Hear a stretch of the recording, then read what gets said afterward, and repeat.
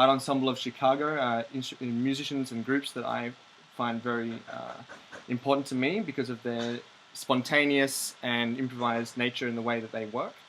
And I've always wanted to be able to get that and bring it into a technological realm and an interactive one that you are in now. I am recording the sound of my speaking voice, and I'm going to play it back into the room again and again until the resonant frequencies of the room reinforce themselves so that any semblance of my speech, with perhaps the exception of rhythm, is destroyed.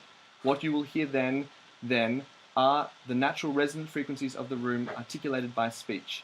I regard this activity not so much as a demonstration of a physical fact, but more as a way to smooth out any irregularity or encouraged to do other art pieces that were of a similar nature.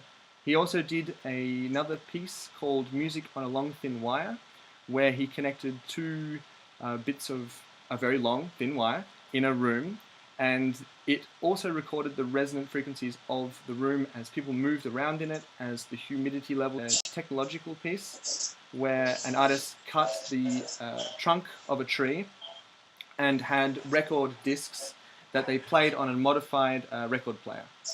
And what was interesting for me in this situation is that it was getting a technological art. So for me as a musician, I found that particularly intriguing. For me as a musician, I found that particularly intriguing. And the object itself, if you go online and look for it, because I unfortunately haven't got a picture to show you, is it's also visually quite an attractive piece, because each piece of wood, every tree obviously, has its own fingerprint and has its own characteristics and beauty. And from another side of that, recently I discovered two Canadian electronic. That is something that I feel that we can explore more with technology, which I will try and go into a little bit more. So improvisation has existed for a long time, not only in music and not only in art. I recently watched a very interesting TED Talk by a man called Simon Sinek, and he was talking. His TED Talk is called "How through community and safety, we were able to evolve and we were able to innovate our ideas and become the human race that we are." And I believe that artists as well have this same situation internally, where they need to be able to trust themselves and they need to have a community that is trusting so that they can go out and create anything. Is something that we are all interested in, working as a team. For me as a musician, playing in bands, it's a common thing that we do. We have to trust each other to make a final product. And as an improvising musician, we've always had to trust our audience to understand, and then when it becomes its performative form, which is what I'm most interested in, the interest for me in improvisation is that you are sculpting set time and space. So with installation pieces that have been done in the past, you are obviously remains for improvisation to exist is restriction. So, and I think restriction for an improviser allows you to be free-flowing and be able to be truly openly creative at will and spontaneously, because we all have the infinite potential to create amazing work. We all know in technology we make generative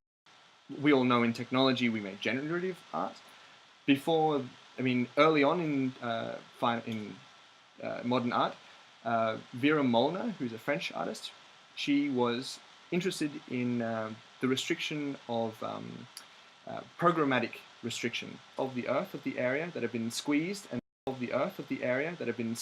and set by people of the public.